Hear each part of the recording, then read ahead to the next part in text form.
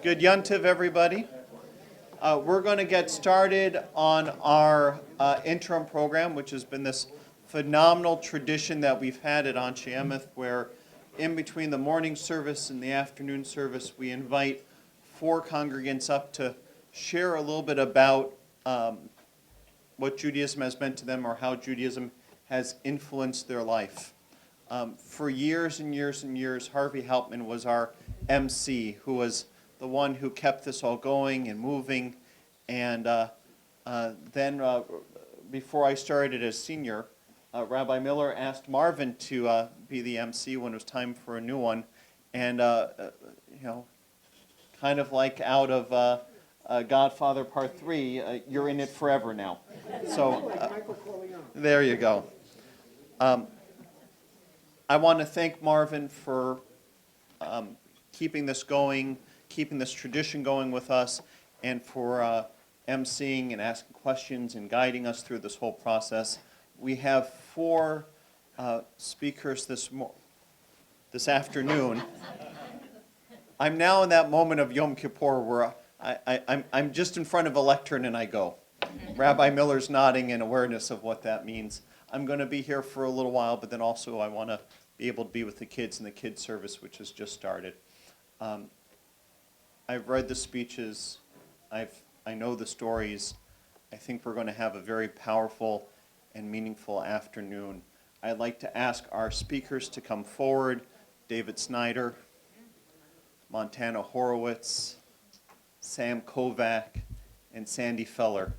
We're going to share a little bit about how Judaism has impacted their lives. I also love the fact that nobody knows who it's going to be until this happens, which is that moment of surprise. Thank you all for volunteering to do this and saying yes when asked, and I can't wait to hear your stories. Marvin, bavakasha.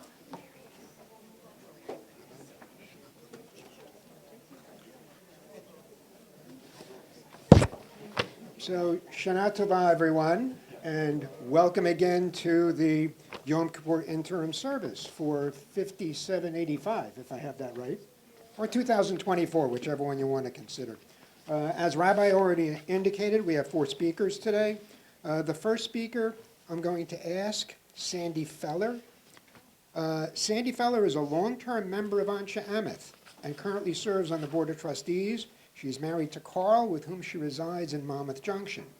Lindsay, her husband Sean, and two granddaughters, Olivia and Piper, live in Virginia, and Morgan and her fiancé Sam in Springfield. Not yet retired, she works for MetLife Programming, managing mergers and acquisitions. When not taking every opportunity to spend time with her granddaughters, she can be found cooking, puzzling, and watching football. And I forgot one quick thing. In light of the hour, and as the services ran exactly on time, half hour late, if there's time for questions at the end, we'll take them then, but I'd like to give everyone an opportunity to speak first. Thank you. Sandy?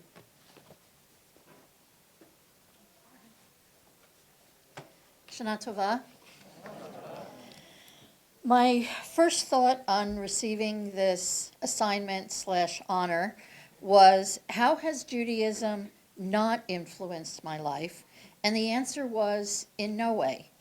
My Judaism is a core part of me, as much as I am a sister, a wife, a mother, a grandmother.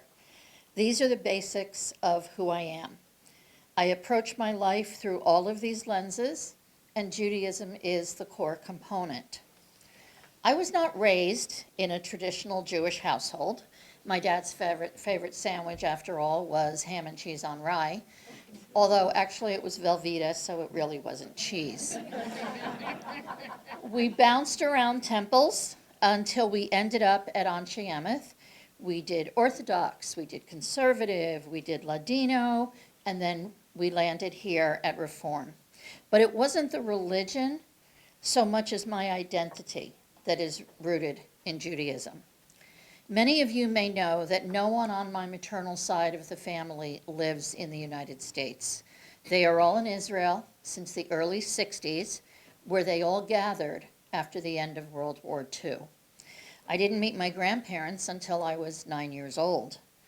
But as far back as I can remember, my mother instilled in me the pride and honor that there is in being a Jew and the responsibilities that go with it. Like many of us, I had much family who either perished in the war or survived with horrific reminders. Excuse me. My uncle, who was found wandering the streets of Transylvania, age unknown until the day he died, adopted by a mother who was experimented on and could no longer have children of her own. My first cousin Chaim on my mom's side, who had a severe hunchback from beatings. Stories of how my grandfather fled Poland to earn money to get his family out, only to find they had all been killed. I felt strong that I am part of these people, this legacy. I'm proud to be of a people that believe no matter what, that we are all part of not only living in this world, but repairing it, helping those less fortunate, educating those who don't quite understand Israel or each of our individual ties to Israel. These integral parts of growing up meant identifying as Jewish all my life. I immediately feel a connection and kinship when I meet other Jewish people, like I have opened a beautiful gift. Where are you from? What camp did you go to? And the Jewish geography continues until, as everyone knows, we find the connection, as there always is one. When I thought more, I realized that I feel my Judaism all day, every day. I feel a safety and security in my identity and my faith. It gets me through the hard times and offers peace and contentment in others. Sometimes I don't want to drive to Shabbat services on Friday night, but I know that when I'm here and participating in the beautiful service, I feel serenity and I feel peace. And I go away reinforced that my Judaism is a living, breathing, integral piece of who I am. Thank you.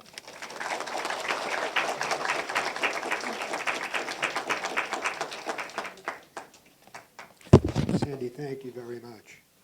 Our next speaker, Dave Snyder. Dave Snyder and his wife Carrie joined Anshe Emeth in 2007. Their daughters Libby and Maddie were B'nai Mitzvot here at Anshe Emeth, and both graduated from Anshe Emeth's Hebrew School. Dave has served on various committees in the Board of Trustees, currently serving as the Temple's first vice president. And with that, Dave.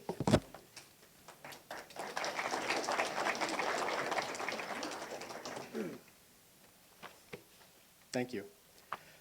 When I was voluntold by Rabbi Baisley to speak about what Judaism means to me, my first reaction was that I would need to answer that question based on what it means to me now. If he'd asked me this question a year ago or a month ago or even a week ago, a week earlier, I might have answered differently. So my now is that where I am in my life, I've been making a concerted effort to keep myself from falling into a rut in my thinking. To do this, I've struggled to express myself without the various isms that pervade our culture and discourse today. I stand on solid Jewish ground here with this approach because we're charged, like Abraham, to shatter idols and challenge idolatry. As Jews, we are expected to wear our ideas loosely, so we don't make little gods out of them. Said another way, as Rabbi Sigmund Freud said, our ideologies are just useful tools to organize our lives, powered by our dreams, and are not themselves sources of truth. So I'll avoid the ism of Judaism and talk about being Jewish. But also where I am now in my life is revisiting the past. Specifically, I've been rereading one of the writers who's most influenced me, Kurt Vonnegut. For those unaware, Kurt Vonnegut was a novelist and essayist known for his dark, irreverent humor. His most famous work being the novel Slaughterhouse-Five, a fictionalized account of his experiences as a POW during the Allied bombing of the German city of Dresden during World War II. Vonnegut was German-American and was not Jewish. He had no real connection to Jews other than admiration for Jewish writers like Joseph Heller, Saul Bellow, and Norman Mailer, and a high regard for the Jewish tragic sense of humor. Also, for about 4 years, he was the father-in-law to Jewish investigative journalist and television personality Geraldo Rivera. Google it, it's true. Vonnegut described himself as an atheist, a socialist, and a pacifist, and I'm not any of those things. But his writing from those perspectives when I was young made me think an awful lot about the world and different ways of looking at it. But in rereading Vonnegut, what continues to stay with me is his emphasis on how extended family or tribe is so important to human beings. Vonnegut's concept of tribe was rooted in belonging to a community that feels like family, even when it's not bound by blood. In many of his writings, he critiques modern society's loss of this extended family structure and suggests that people long for a return to smaller, more intimate communities where everyone knows and supports each other. This was so important to Vonnegut that he proposed a cure for human loneliness, I think only half tongue-in-cheek, that the federal government randomly assign an extra middle name to all its citizens comprised of a noun and a number, like Daffodil 13, Oyster 42, or Uranium 4. All citizens with the same new middle name as you would then be deemed your cousin and a member of your tribe. As Vonnegut said, lonesome no more. My life has been a journey of seeking my tribe, and for me, the Jewish people are my tribe. Being Jewish for me is being part of a large extended family. The shared story of the Jewish people serves as a touchstone, regardless of where I am and who I am with, just like the tribal communities Vonnegut describes. Being Jewish for me is about shared cultural heritage. Jewish values emphasize how justice arises out of our day-to-day relationships in our lives. Jewish values to be in constant learning and development of the intellect and wrestling with questions about the world around us. Jewish tradition celebrates acts of tikkun olam, which is usually translated as repairing the world, but I like French Rabbi Delphine Aurivor's translation of tikkun olam as weaving together from nothingness. And that sounds very French, doesn't it? So weaving together from nothingness, to me, describes how our tribe creates bonds that join us together against a chaotic world. Being Jewish for me means Jewish cuisine, like the community itself, is incredibly diverse, reflecting the various regions Jews have lived in throughout history. Foods like challah, matzo ball soup, latkes, lox, hummus, kugel, krepla. I know we're all hungry, but I had to mention food. So our cuisine brings us together in our homes and at our tables, both literally and metaphorically, creating bonds over shared tastes and traditions. Being Jewish for me means the holidays, each one connecting me to both past generations and with the present. Passover, with its retelling of the Exodus story, and of course Yom Kippur, which focuses on reflection and renewal, are where shared ritual and remembrance takes center stage and affirms that being Jewish is about belonging to something bigger than myself. And these connections mean even more after October 7th. I embrace the value of tribal connection, and more strongly now than ever before, but with the full awareness that our tradition of questioning idolatry and awareness of how love of tribe can become tribalism. Tribe is cherishing a community and history as a source of love and belonging. Tribalism is an ideology that assumes one tribe is inherently superior to others, thereby justifying vilification, exclusion, or worse. In Vonnegut's terms, being Jewish means I've found my tribe, a supportive extended family that anchors my place in the world. Being Jewish doesn't mean that my tribe is superior, but it means my tribe provides such value to me and to my community that I cannot help but put it first. And being Jewish means loving my tribe because it is uniquely mine and ours. Shana Tova.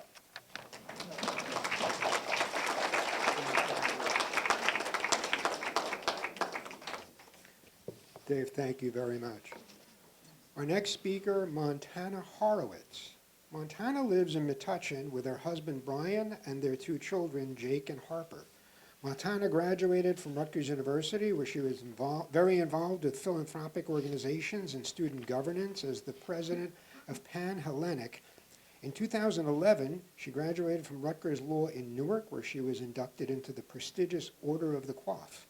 After a one-year clerkship with a busy civil judge, Montana spent the entirety of her law career working in the field of medical malpractice and personal injury, handling complex cases on a day-to-day basis and preparing them for trial. She has since retired from the active practice of law, but still does some trial consulting in her spare time. Montana and her family joined Anshe Emeth during the summer of 2022. Jake and Harper attend the religious school, and Montana is currently studying with Rabbi Lattenberg for her B'nai Mitzvah, which is scheduled for this summer. Since joining Anshe Emeth, Montana has become very involved in our community, including with the MAP and membership programs, and has helped to organize temple events such as Community Day, the Lag BaOmer Picnic, and the Dash for Diapers Twister event. Ladies and gentlemen, Montana Horowitz.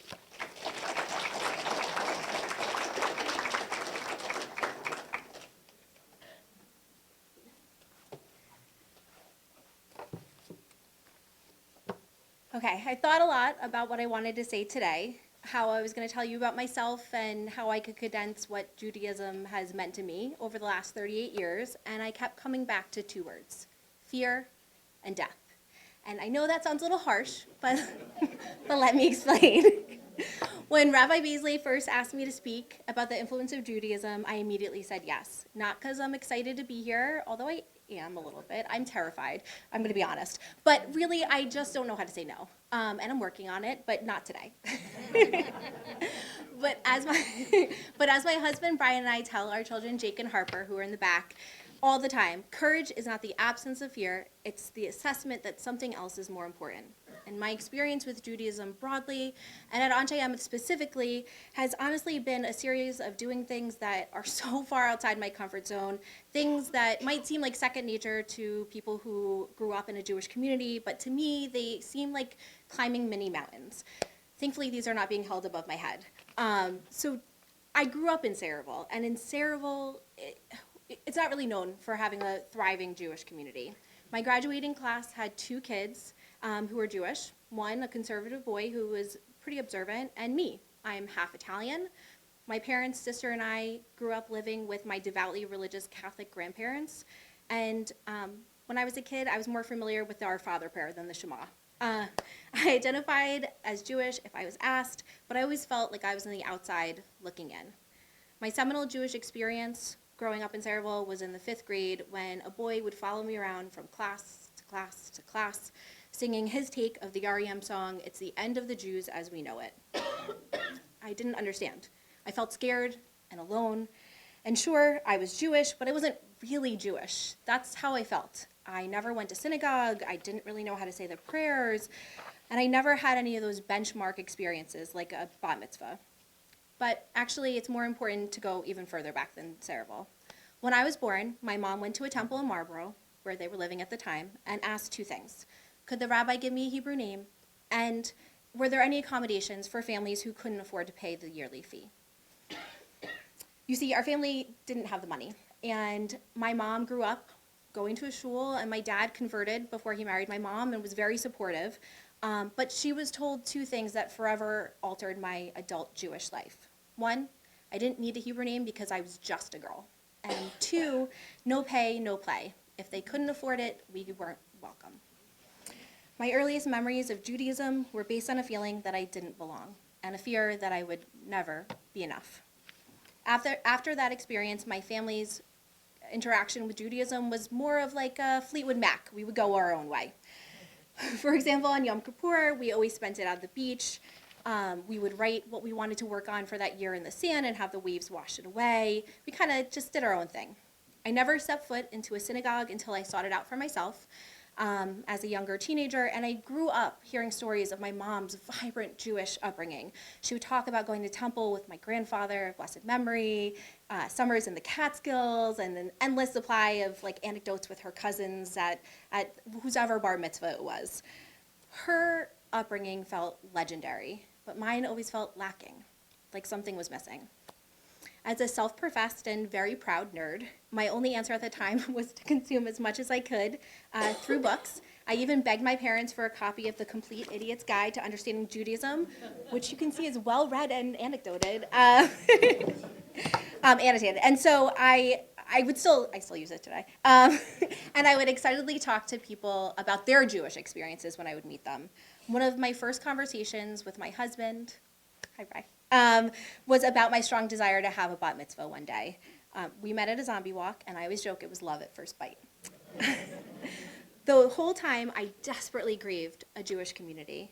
To say my attempts were more of a comedy of errors were putting it mildly. This one time I went to services with a friend in high school. I was so excited. I got dressed up. I thought I did all the right things. And then I was literally tisked out of the shul because I'd worn a skirt that showed my knees. See, my friend never told me we were going to Orthodox services.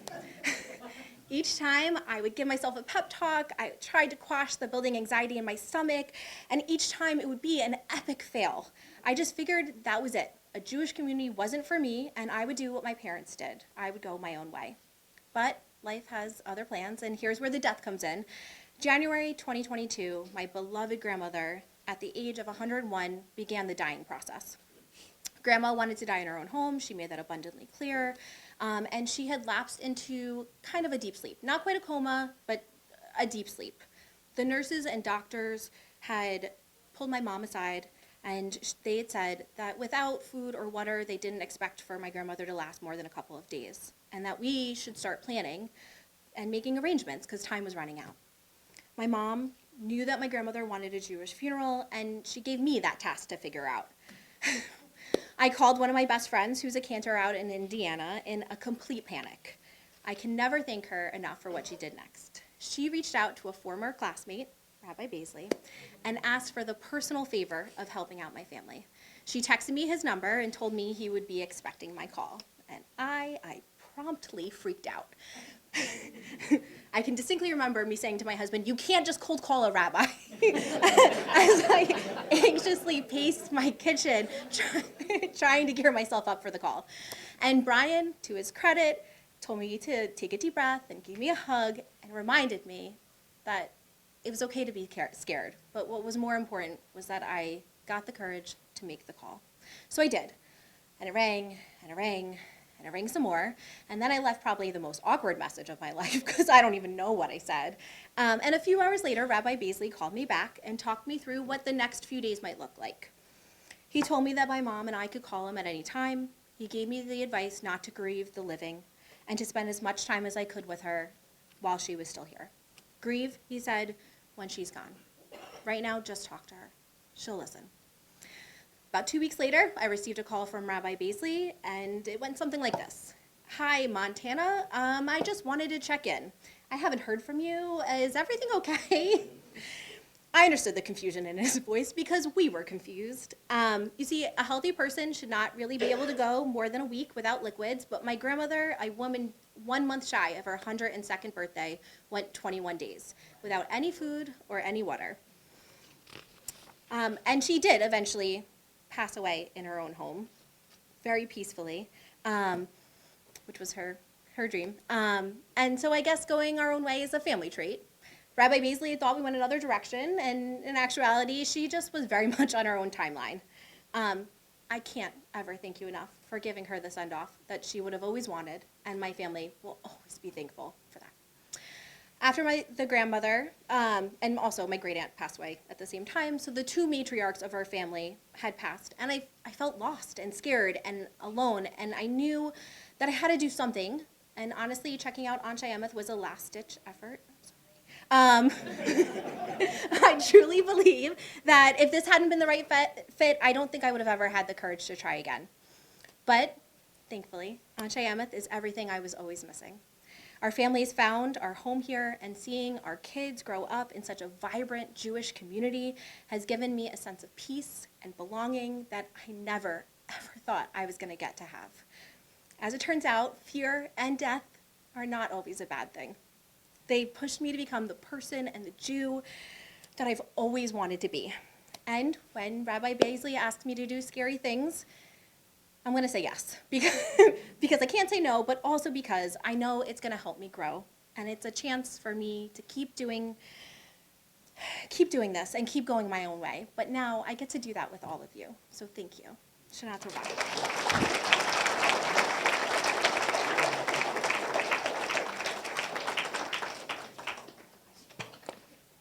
Thank you, Montana. And fear is not a bad thing. Some people say that those who are not afraid are the ones that you might have to wonder about more, because everybody should be a little afraid. I was afraid to come down here this morning. I mean, you have to have a little bit of, that's why they call it stage fright. The best actors are afraid, so it's a good thing. It means you're thinking ahead. Our last speaker, Samuel David Kovac, was born December 28, 1999 at Robert Wood Johnson Hospital in New Brunswick. Sam was raised in Highland Park by their two loving parents, Martha and John Kovac, and supported by their wonderful young sister, Morgan Kovac. After graduating from Highland Park High School, Sam attended Rutgers University and got their bachelor's degree in political science. They previously worked on Julie Menin's campaign for New York City Council and served as a legislative director to the state assemblyman Robert Karabinchak. They care deeply about public service and want to make a lasting impact on their community. Currently, they serve on Anshe Emeth's young adult leadership team and participate in Kol Emet. When Sam is not obsessing over U.S. politics and world affairs, you can do that right now. I'm sorry. That's not written on the sheet. When Sam is not, is not obsessing over U.S. politics and world affairs, he relaxes by reading, doing taekwondo, playing video games, singing, or listening to music. Nothing brings him more joy than spending time with friends and family, of which today you are among many, Sam. Sam, please come and speak to us.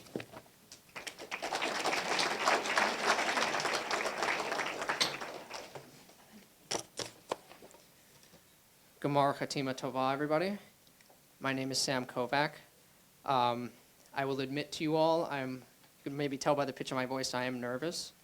But I am, as was said, I am surrounded by my family and my friends and my loved ones, and I'm going to give this speech. And I thank Rabbi Baisley for asking me to do this. I'm very honored. For those of you who don't know, as was previously said, I was born and raised in Highland Park, and I grew up at Anshe Ameth. Some of my earliest memories are from my time spent at Anshe Ameth's daycare program, The Gone. At age 6, I joined the religious school and spent the next 7 years getting a Jewish education and preparing for my bar mitzvah. While I had many wonderful experiences here, for most of my life, my relationship with Judaism was fraught with tensions and difficulties. In order for me to explain how I felt, I'd like to recall an experience I had at the Gone. Go back in time to the year 2005, when I was just 5 years old. Our class decided to perform a play based on a children's book called Giraffes Can't Dance, which my mother may recall. She always remembers all the children's books we read. In the story, Gerald the giraffe joins all the other safari animals for a dance competition. While the other animals do their own unique dance, Gerald is clumsy and awkward. He is mercilessly made fun of by his peers. Gerald, now crushed, runs away and fears he will never find his footing. But then he miraculously meets a cricket who restores his confidence and teaches him how to dance to his own music. By the end of the book, Gerald is viewed as the best dancer and learns to love and accept himself for who he is. I remember the day I was in class when Maura Karen assigned us roles for this play. The last thing I wanted at 5 years old, as a shy kid, was to be assigned the role of Gerald. I wanted to be picked for anyone else. Any random safari animal, I would have taken anyone else. But no. God had other plans, and Maura Karen chose me as the lead role. Now, why do I tell you all this story? Gerald's story reflects how I felt about Judaism for most of my life. I felt like I was born into a role that I did not want to play. I always felt different and alienated from my peers. And as my grandmother, Susan Kovac, of blessed memory, gave me the impression that being Jewish only meant living a life of pain and misery. So like a good actor, I played my part and did what was required. I prepared for and did my bar mitzvah. Once completed, I stopped attending religious school and ended my involvement at Anshe Ameth altogether. For the next decade, my connection with Judaism was completely severed. At this point, it is reasonable to ask, what made me come back? Part of it was the resulting alienation and loneliness I felt, to be honest. But mainly it was because as I matured, I realized that life is difficult for everybody. We all suffer, we all experience loss, and all of our lives eventually come to an end. But Judaism offers a compelling roadmap for how to live life, to how to make life worth living in spite of that suffering. For God says, I have put before you life and death, blessing and curse. Choose life by loving the Lord your God, heeding his commandments, and holding fast to him. For thereby you shall have life and shall long endure. Additionally, I realized that I overlooked the profound impact Judaism had on me. It has shaped my beliefs, my habits, and my outlook. It has affected my relationships and how I interact with the world. Judaism has instilled in me many things. One of them is a love of knowledge. Nothing puts me more at ease than getting engrossed in a good book or novel. Books have enriched my mind, softened my heart, and rejuvenated my soul. They give me a broader perspective on the world and on the lived experiences of other people. They also teach me things about myself that I could not discover on my own. They help expose my flaws, allowing me to reflect on them and change for the better. In this sense, Judaism has taught me something essential. Knowledge has intrinsic value. It is not merely a tool that provides a path to material prosperity. It is a good in and of itself, one that was not obvious to me as a child, but has become apparent in my adulthood. My Jewish upbringing further instilled in me a commitment to justice. I believe tikkun olam, repair the world, embodies the very best of Reform Judaism, and it stands as a central pillar of my religiosity. It is why I actively follow the news. It is why I went to college and studied political science. It is why I worked for a state assemblyman and have actively sought opportunities where I can help other people. Pursuing justice is not simply important because it is a commandment or affirms our belief that collective action and conscious effort can repair the world. We, the Jewish people, understand better than anyone how tenuous freedom is, and that it can disappear at a moment's notice. The Exodus from Egypt is not simply a mythical story. It is a historical drama that repeats itself over and over again. It touches every generation of Jews in one way or another.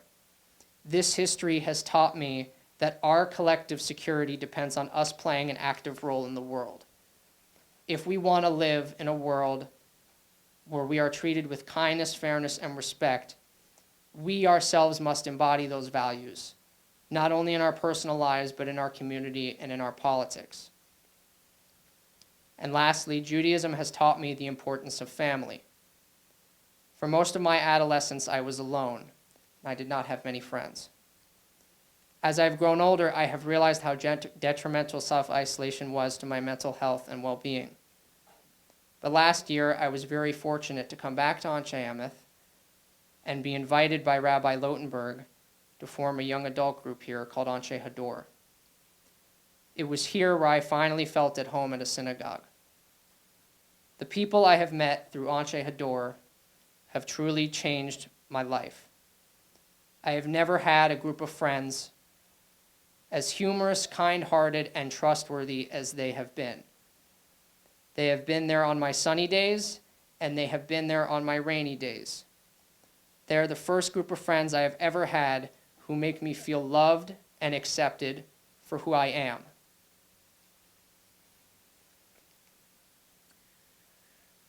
Each of them has helped me see the best in myself, the person I struggled to see when I was alone. It is thanks to them, this beautiful congregation, and God's grace that I have made my return, or teshuvah. I have not only returned home, but I have returned to the best version of myself, the one I had lost. This community has reminded me of the divine spark I possess and restored faith in myself. To come back to the beginning of the speech. Like Gerald the giraffe, I have learned how to dance to my own melody. And I will now conclude by reading the end of the book, last couple passages that I thought were really sweet. How did you learn to dance like that? Please, Gerald, tell us how. But Gerald simply twizzled round and finished with a bow. Then he raised his head and looked up at the stars and moon above. We all can dance, he said, when we find music that we love.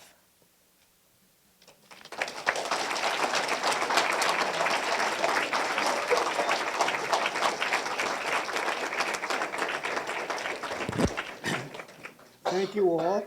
Shana Tova again.